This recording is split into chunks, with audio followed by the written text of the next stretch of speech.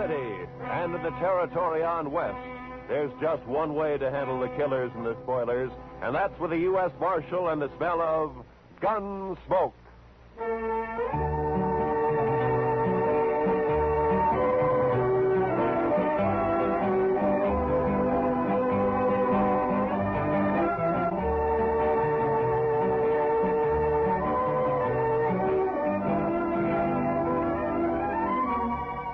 Gunsmoke, starring William Conrad. The story of the violence that moved west with young America. The story of a man who moved with it. Matt Dillon, United States Marshal.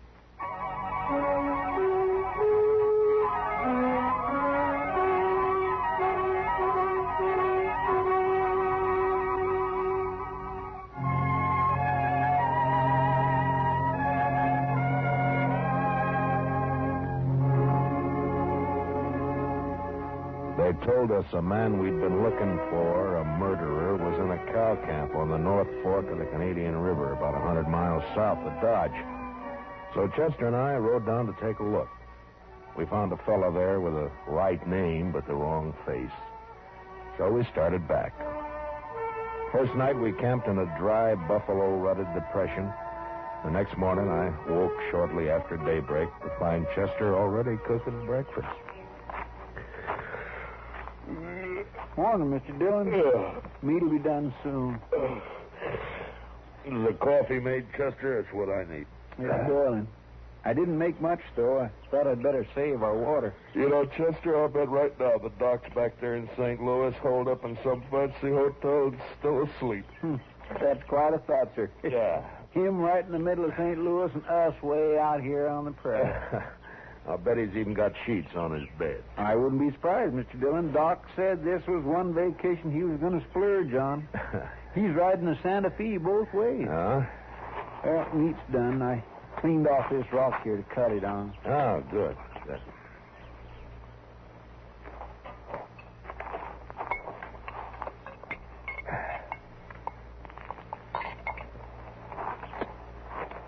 Oh, you got it warm anyway, Chester. Well, now, meat shouldn't be overcooked, Mr. Dillon. That takes the taste clean out of it. Now, then we ought to be able to taste everything about this steer. Eggman's disappointment. How's that, Mr. Dillon? Never mind, Chester. How come you woke up so early this morning? Oh, I always do. Seems as soon as it gets daylight, my feet start to sweat, and then I just got to get up. Well, that's as good a reason as any, I guess. Wow. Looks like we got company, Chester. What? Oh, Where? right out there, heading straight for us. Oh, yeah. Some cowboy, probably. I don't know. He doesn't ride quite like a cowboy. Why, it's just a kid, Mr. Dillon. Yeah, it sure is. Sure needs a haircut. What? Say, Mr. Dillon, it's a girl. Now, what could she be doing out here? I'm carrying a rifle, too. Well, get on, miss, and have some coffee. Who are you, mister? Hi, this is Chester Proudfoot, and I'm Matt Dillon. How do you do? You rustlers or what? Not exactly. I'm the U.S. Marshal out of Dodge, ma'am. U.S. Marshal? Oh, that's good. It is? Why? I need help, Mr. Marshal. My daddy's awful sick. Sick? Well, where is your daddy? We got a homestead about a mile over that rise back there. Oh, what's he sick with? It's his leg, Mr. Marshal. A horse threw him and his saddle both in the corral, and then it stepped on his foot. Now his whole leg's all funny. He's got a fever, too. Mr. Dillon, that sounds like it. Yeah, I know, Chester. Tell me, miss, when the horse stepped on him, did it cut his foot, break the skin anywhere? Just a scratch. Tore his boot off, though. Oh. Please, Mr. Marshal, please come see him. I'm scared, the way his leg is and everything. Well, sure we'll come. Your mother with him now? I don't have a mother, Mr. Marshal. Oh. Well, then what are you doing out here if your daddy's sick? We ran out of meat about 3 days ago, and I don't have anything to feed him. Oh. All right. Chester, I'll ride back with... What is your name, anyway? Tara Hantry. Oh. I'll be 16 next January. Well, that's fine. We'll go back to the Hantry place, Chester. You scout around for some meat. All right, sir. And if you don't find any antelope, shoot the first calf you see. Anybody's calf. I'll do it, Mr. Dillon.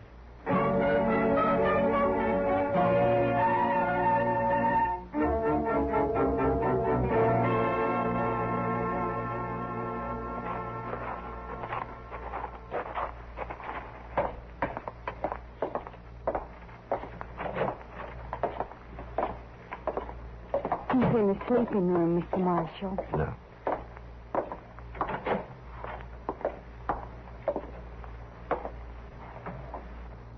Daddy. Daddy, I found a man, and he's going to help us. And, Daddy, he's a marshal, a U.S. marshal. Matt Dillon, Mr. Hantry. How you feeling? Dillon? Oh, I've heard of you. You're from Dodge, aren't you? That's right.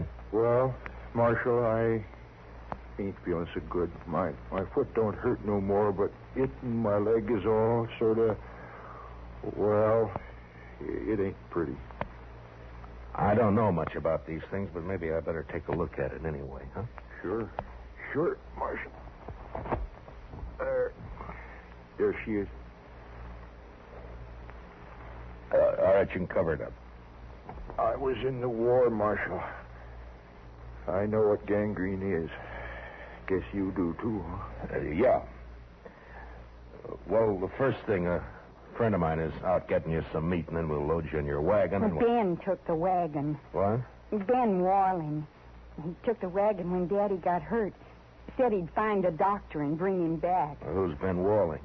Oh, he's been sort of working here, Mr. Marshall. I should have run him off long ago. That's what. Well, where is he? What'd he take the wagon for? And where's he going to find a doctor around here anyway? Closest doctor's in Dodge I know of. Yeah, and he's in St. Louis, and he won't be back for a couple of weeks. I couldn't get to him anyway. Well, tell me, when did this happen? About 6 days ago, Mr. Marshall. Uh-huh. Ben left the day after. Well, you think he's coming back? Did he steal the wagon or what? He comes back here and me not able to get around. I don't know what I'll do. I ought to take a bullwhip to him. Now, take it easy, Just a Mr. Hand. bullwhip. Take it. He won't cause any trouble, so don't you get all worked up. Tara, we'll let him get some rest, huh? All right. We'll have some food for you soon, Mr. Hantry. I ain't very hungry. Tara, what's he so riled up about this Ben Walling for? What's between them? Oh, it's nothing, Mr. Marshall. Daddy's sick, and that's all. Look, Tara, you asked me to help you, didn't you? Yes, but... You trust me, don't you? All right, Mr. Marshall. Daddy hates Ben because Ben... Well, Ben likes me. Oh, I see. He even wanted to marry me. Said he would. How do you feel about Ben, Tara? You like him? No. Of course, it's time I had a man and all that, but I'm afraid of Ben, Mr. Marshall. It's like there's something wrong with him. He's always sneaking around when you don't expect him. Makes me uneasy, like. Well, we won't worry about Ben now. You stay here in case your daddy wants anything. I'll go outside and wait for Chester. Mr. Marshall. Hmm? I'm awful glad you're here. We'll see it through, Tara. Don't you worry. I won't. Now.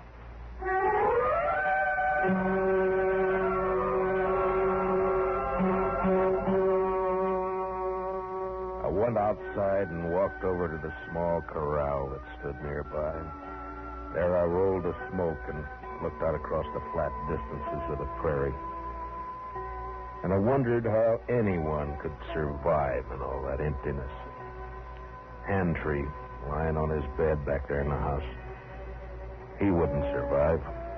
The prairie got to him all right.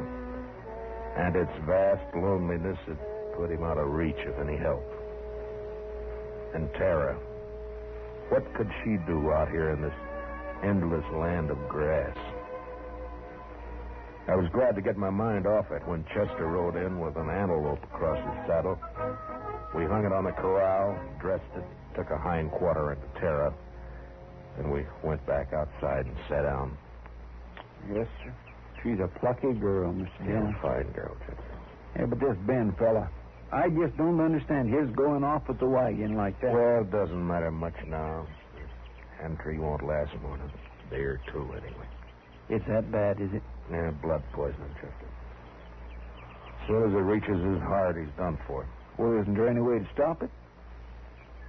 Yeah, sure. Cut his leg off. Oh. Too bad Doc isn't here. Yeah. Would that stop it, Mr. Dillon? Cutting his leg off, I mean? I don't know, Chester. I don't know. Maybe too late anyway. Well, I sure wish we could do something for him. I don't take to just sitting around and waiting for a man to die. Well, nobody does. It isn't right somehow. That poor fella and Tara. Why, Mr. Dillon, that girl will go crazy out here all alone. All right, Chester. What do you want me to do about it? I'm not a doctor. Now shut up. Well,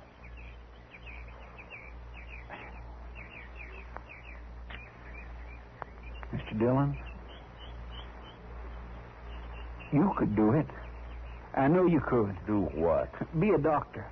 Long enough to save Mr. Hendry's life. Are you anyway. out of your head? No, sir. Then what are you talking like that for? The most I ever did was doctor a horse for the colic. That's fine training for this, isn't it? I know.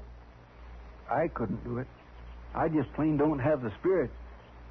But you do. Oh, why didn't I leave you back in Dodge? It wouldn't have mattered anyway, Mr. Dillon, because you would never just stand by and let a man die. Let's go talk to him, Chester. Thank you, Mr. Dillon.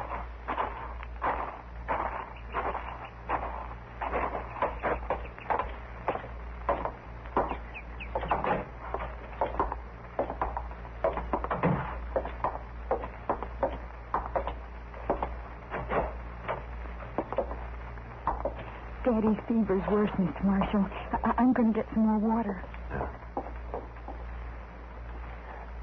How do you feel, Mr. Hendry?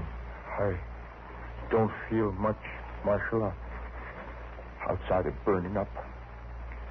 I've been trying to tell Tara I just can't last long with blood poisoning. She's just got to figure on it. Well, that's what I came to talk to you about.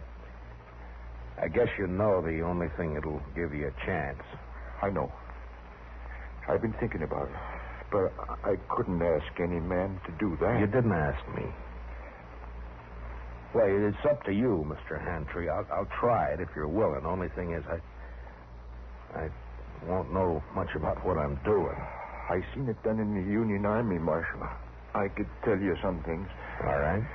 The only thing is, Marshal, I don't know I'd be much use around here with one leg. Well, you'll have to decide that for yourself. I know. You could move to town, Mr. Hendry, you and Tara. Yeah, that's it. Tara, if it was just me, I wouldn't do it, but I can't leave Tara alone. Now, if I can help it, I can't. All right, Marshal. Let's do it. You're a brave man. No, Marshal. I just don't have any choice. Come on. Let's get it over with. You got any liquor in the house? There's a jug of corn out in the kitchen. Get it, Chester. You can start drinking it while we're getting everything else ready. Tell Tara to start boiling a lot of water. Yeah. I'll talk to her in a few minutes. I'll be right back. Now, I want you to tell me everything that you know about this, Mr. Hendry. First, I'll tell you what you'll need. Mm-hmm. There's a straight iron out by the corral somewhere. Yeah. You can heat it in the main room fireplace. Right. Now, what else? Tara will find some cloth for bandages. And the rest of the stuff you can get in the kitchen. Uh-huh. The only thing worrying me is what'll we use to tie off the arteries with? Plain thread won't hold. Well, maybe some thin strips of rawhide. No, they'd soak through. You got to have something. I know. At least I think it'll work. What about horsehair? Oh, that's it, Marshal. pull it off the tail. It'll work fine. Here's the jug, Mr. Handtree, and I brought you a cup, too. Pour me some. I want to get good and drunk. Here you are, Mr. Handtree.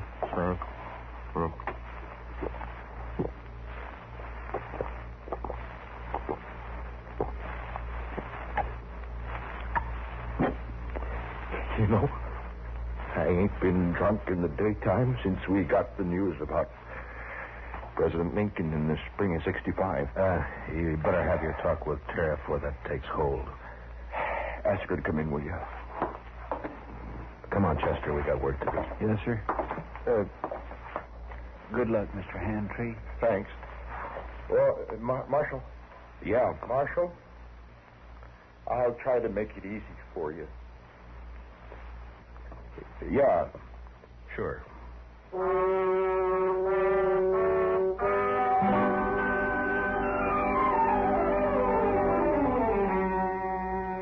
Shortly after noon, I operated.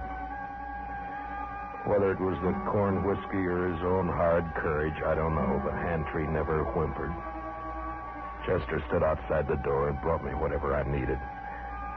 Tara waited in the kitchen, boiling more water and thinking her own thoughts. Maybe it was harder on her than any of us. Toward the end, Handtree mercifully passed out. When I'd finally finished bandaging him, I was kind of faint myself. I'd done everything I could. I just hoped I'd done it right. How is he, Mr. Dillon? You'll have to clean up in there, Chester. I've got to get outside for some air. Yes, sir, I'll do it. And put that fire out. It's hot enough around here. I don't know how you did it, Mr. Dillon. Tara?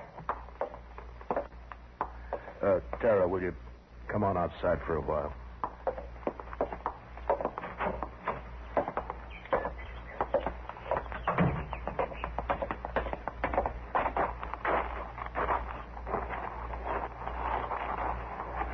Is Daddy all right? Is he all right, Mr. Marshall? It's all over, Tara. We'll just have to wait and see now.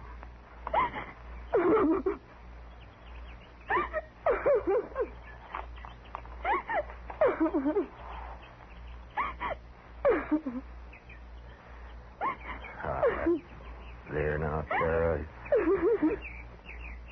He's all right. I'm sorry, but it took so long. I thought you'd never finish. He didn't feel much, Tara. The corn liquor worked fine. Fine. Will he get well now? Well, I hope so, Tara. I hope so. Mr. Marshall, are you going to wait and see? Oh, now, Tara, you don't have to worry about that, Chester, and I'll be here as long as you need us. I just wanted to be sure. Can I go see Daddy now? Well, as soon as Chester comes out, Tara, then you can. All right.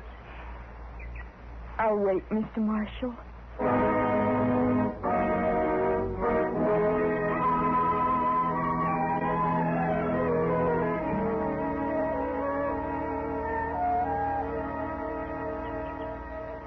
It beats me, Mr. Dillon, how he can just lay there so quiet and peaceful. It's only been 4 or 5 hours, Chester. The liquor hasn't worn off yet. He drank nearly the whole jug.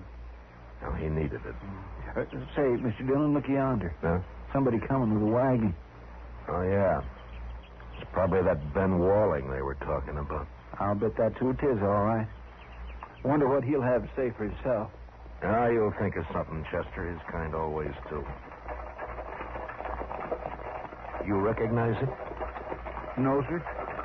Do you? Oh, I never saw him before.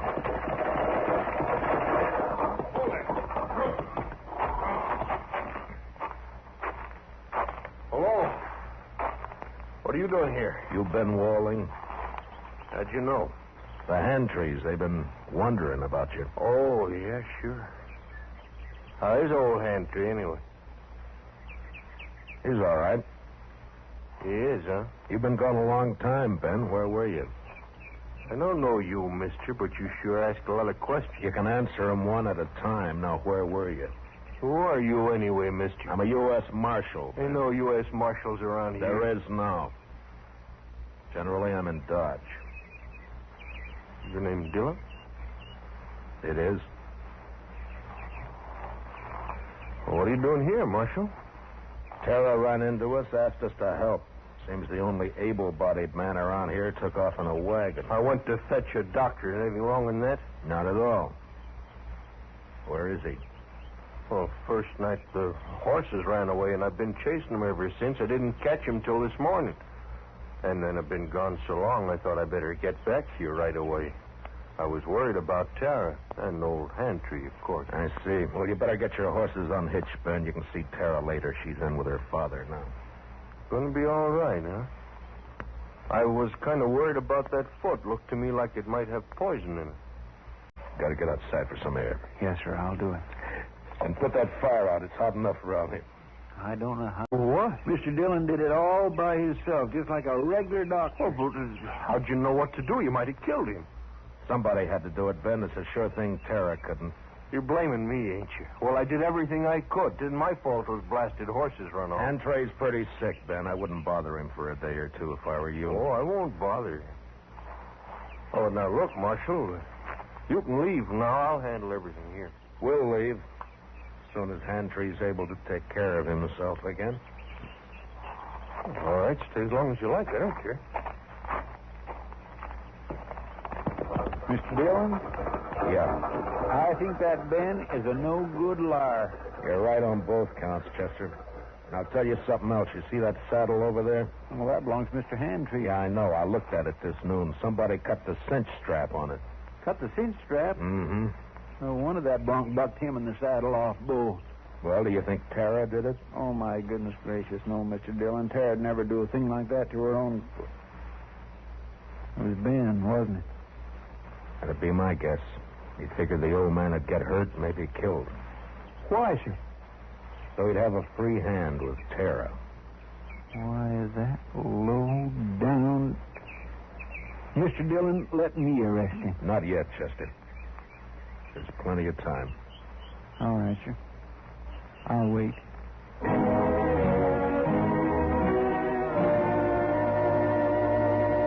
There wasn't as much time as I figured. Hantry had a bad night, and by morning he was so weak he couldn't lift his head.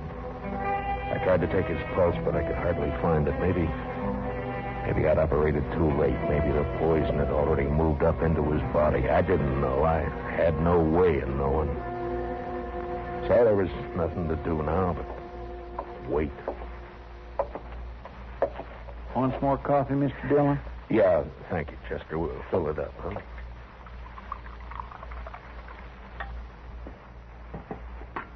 Tara won't eat anything at all, sir.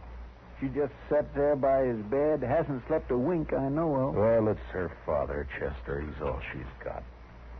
I never thought much about it before, Mr. Dillon, but seeing Tara, I kind of wish I had a daughter. You'd have to change your profession if you were going to take care of a daughter, Chester. Why, I don't have any profession, Mr. Dillon. Oh, Mr. Marshall. Yeah, what is it, Tara? Please come. Daddy wants you. I think he's... You better come too, Chester. Yes, sir.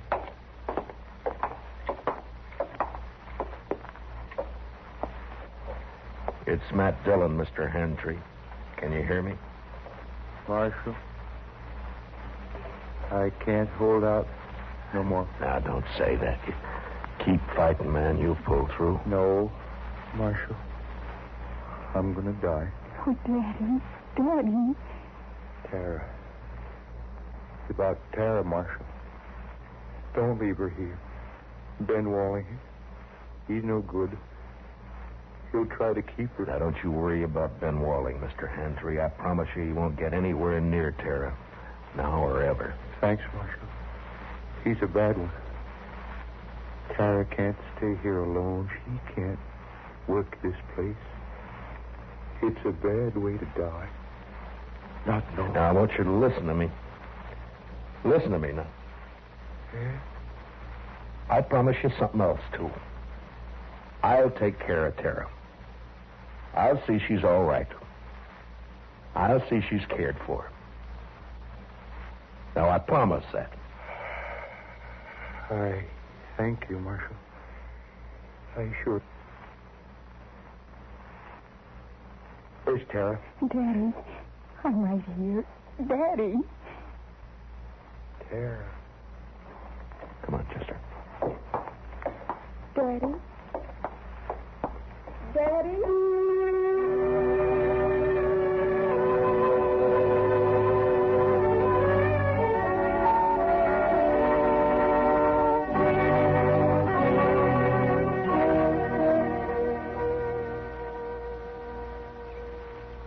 I don't know, Mr. Dillon. I don't think they'd have made out on this place anyway. Why not, Chester? Well, there just isn't enough water. That one little old spring's all they've got. Well, if they had a lake, it'd still be too much for Tara. What are we going to do with her, Mr. Dillon? I don't know, Chester. We'll have to think of something, though. My, I wish she'd come out of that house. I don't like it, her in there breaking her heart. Give her a little time, Chester. She'll be all right. Don't you move a finger, either one of you. Well, Well, you're mighty careless with that rifle, Ben. Don't get smart with me, Marshal. I know what I'm doing. And what would that be? I heard you in there. Heard you promise to take Tara away. I was right by the window. I heard it all. You got a curious way of courting a girl, Ben, trying to kill her father. Yeah, and I saw you yesterday looking at that saddle, but I didn't kill him, Marshal. You did. that's a lie, Ben Walling, and Well, you you know it. shut up. I won't shut up.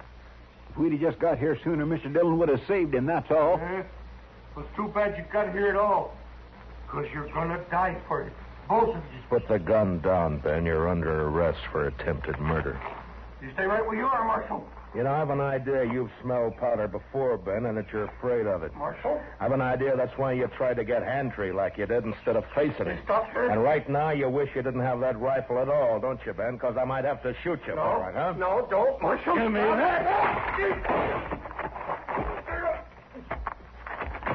You all right, Mr. Dillon? He didn't even try, Chester. Rifle went off when I knocked it aside. That's all. He was scared to death. Well, I didn't feel exactly comfortable. Well, tie him up and keep an eye on him. I'll go see Tara. Yes, sir, Mr. Dillon.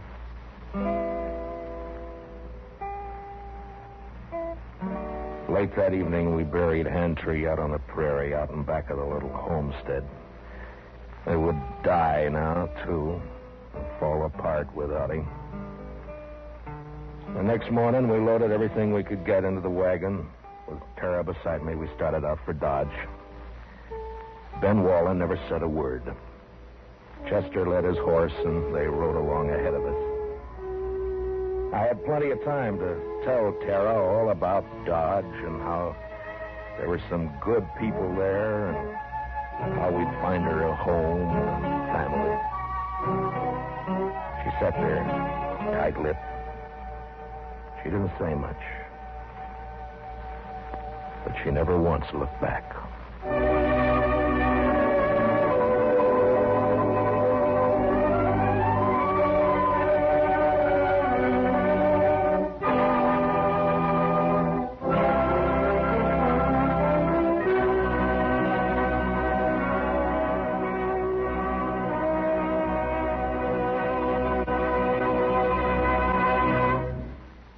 Gunsmoke, transcribed under the direction of Norman Macdonnell, stars William Conrad as Matt Dillon, U.S. Marshal. Tonight's story was specially written for Gunsmoke by John Meston, with music composed and conducted by Rex Corey. Featured in the cast were John Daner, Sammy Hill, and Larry Dobkin. Parley Baer is Chester.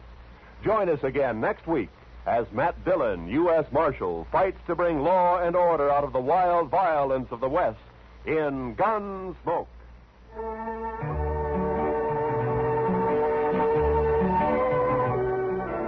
In case you didn't know, Jack Benny and his gang begin their new season tomorrow night. Jack, Mary, Don, Dennis, and Rochester welcome a new member to the team, the head man of CBS Radio's Club 15 show, Bob Crosby. Roy Rowan speaking.